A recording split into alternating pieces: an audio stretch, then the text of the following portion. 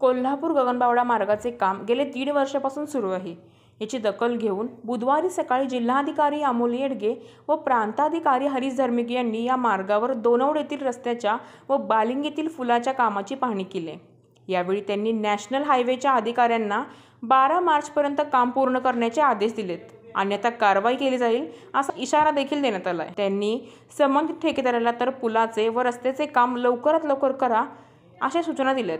यावेळी दोनवडे सरपंच सर्जेराव शिंदे, उपसरपंच संजय कदम, बालिंगे सरपंच राखी भवड, राष्ट्रवादी काँग्रेसचे जिल्हा उपाध्यक्ष मयूर जांभळे, तंटामुक्ती अधीक्षक अनिल पवार, दोनवडेतील बालिंगे गावचे ग्रामस्थ, तलाठी, कोतवाल व नागरिक उपस्थित होते।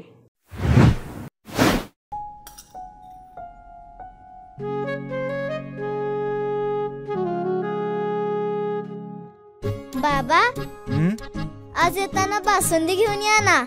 अगं, कालच आपण आईचा वाढदिवस होता म्हणून आणली होती ना। ऐकलं, गोकुळची बासुंदी पुन्हा खावीशी वाटतेय। खरं सांगू, मलाही खावीशी वाटतेय। पुन्हा पुन्हा खावीशी वाटणारी गोकुळ बासुंदी।